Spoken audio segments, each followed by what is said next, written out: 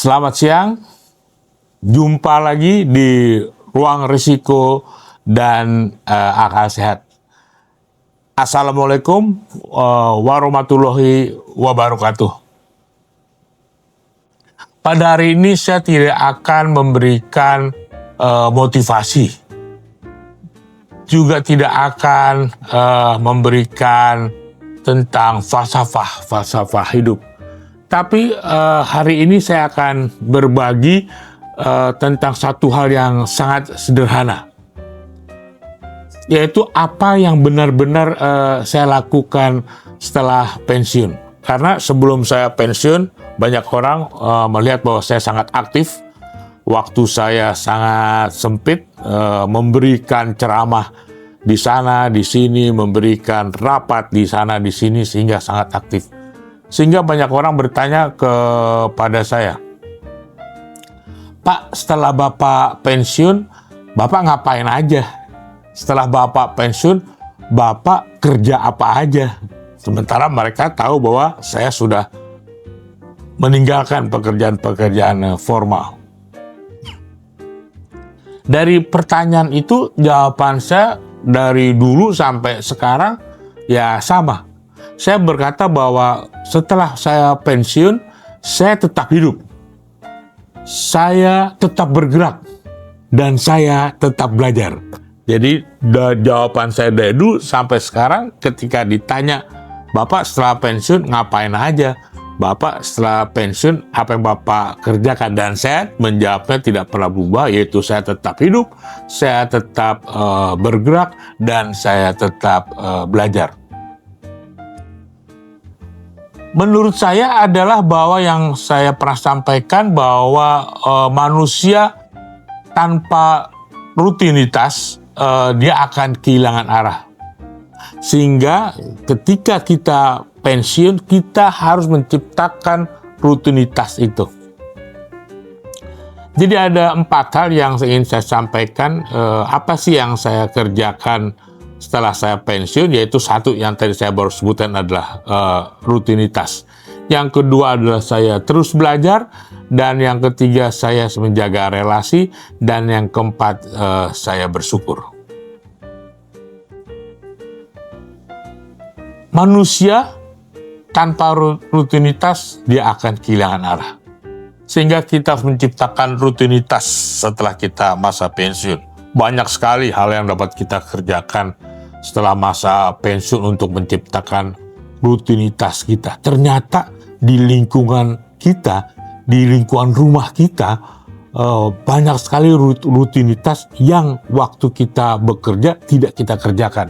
Dan begitu kita pensiun, banyak sekali ternyata rutinitas yang bisa kita kerjakan. Misalnya adalah olahraga yang pernah saya sebutkan. Olahraganya kecil-kecilan aja, nggak perlu olahraga berat, tidak perlu pergi ke suatu tempat olahraga tertentu, enggak. Cukup olahraga kecil, misalnya senam-senam jantung, olahraga jalan pagi bersama istri, atau bersama komunitas-komunitas kecil di dalam satu kompleks, dan lain sebagainya.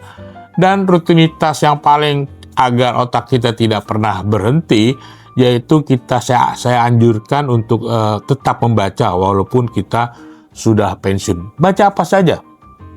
Bisa baca newspaper atau koran atau buku-buku ringan, atau kalau kita ingin merefresh lagi pengetahuan, kita bisa membaca buku yang pernah kita pelajari.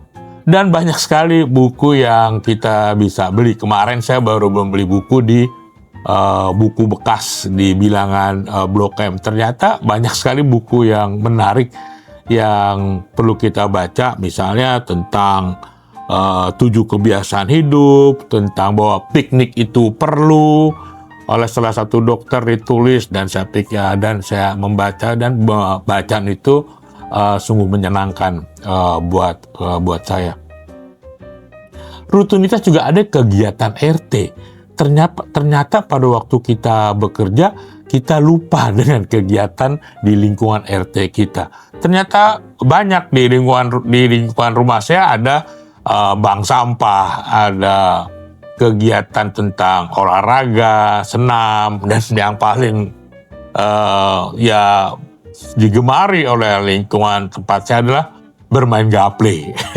Itu rutinitas. Jadi kita punya rutinitas bermain gaple untuk senang-senang, misalnya pada hari Sabtu dan hari Minggu.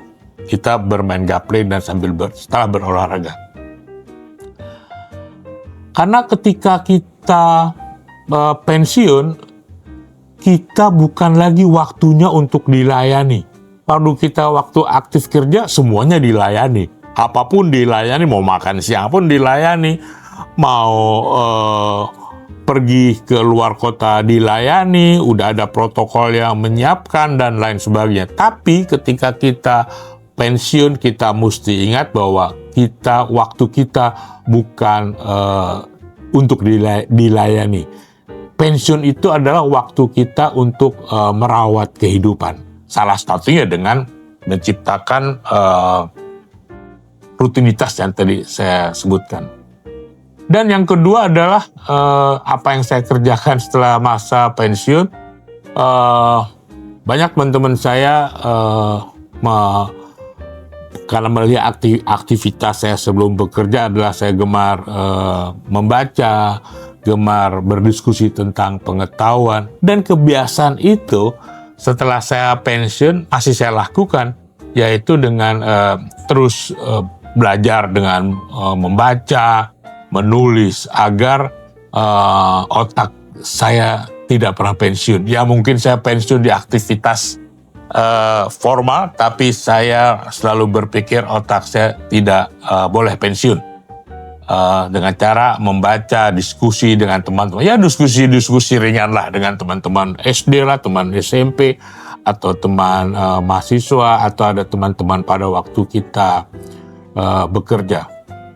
Karena memang tubuh kita boleh saja melambat, tapi pikiran kita harus tetap menyala. Jadi tubuh kita karena udah usia saya sekarang 71 tahun, ya pastilah melambat. Tapi pikiran kita harus tetap menyala. Pikiran kita tidak boleh melambat.